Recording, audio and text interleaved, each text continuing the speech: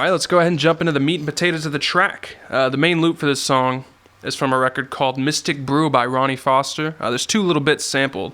You've got the bass line, which is right at the intro of the track, and then you've also got the bass line with some guitar on top.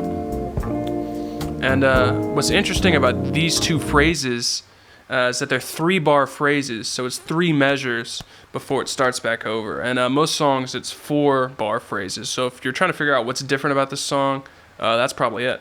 So to start out, we pitch the bass line down 2 tones, chop it up. That's the bass line loop used for the verses, the intro, the more minimalistic parts, and then for any sort of hooks, other parts, we've got the part with the guitar.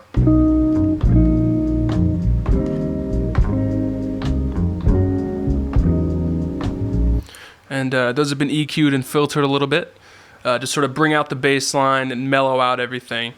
So you've got a real warm foundation for your track. And since this is the main loop, this sort of sets the tempo for the song, which in my recreation, I set at 98.23 BPM. So if you want to get on it, if you're following along, that's where I set my tempo. The drums on this song come from a record called Outside Love by Brethren. It's a break right at the start, so I guess it's not really a break, it's just a drum intro. Here is the original speed, as heard on the record.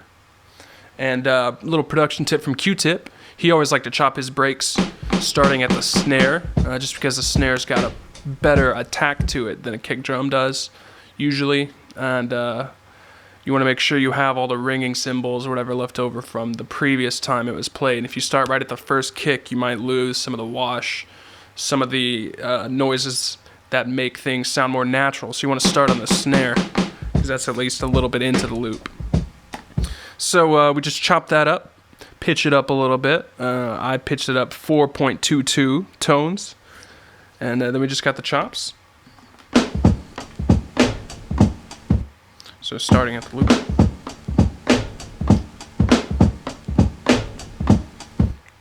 So I mean, there's the drum loop right there, and that didn't quite have the low end I wanted, so I added in a little extra on a couple of the hits. So the drum loop is as follows.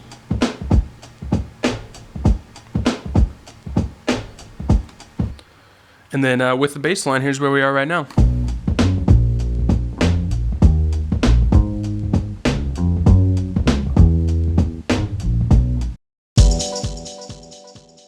Alright, so we got the drums, we got the bass line. Now we want to start filling out the beat with little flourishes, sound effects.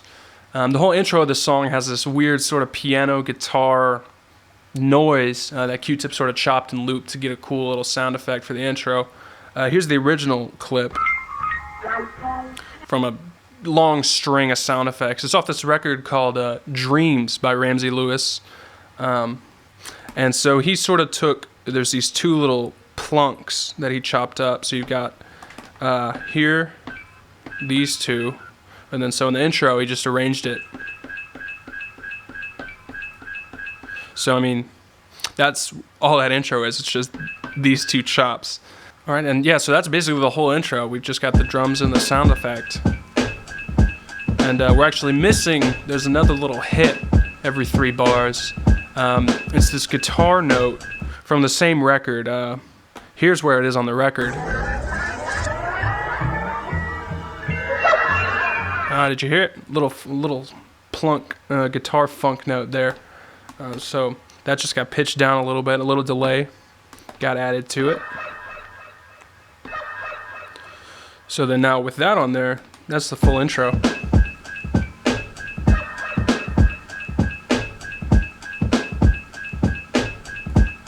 So that's it. That's all the pieces of the song. I mean, we got the main sample loop, we got the drum break, we got the 2 little sound effects, and so now it's just a matter of sequencing them all out and making the full song.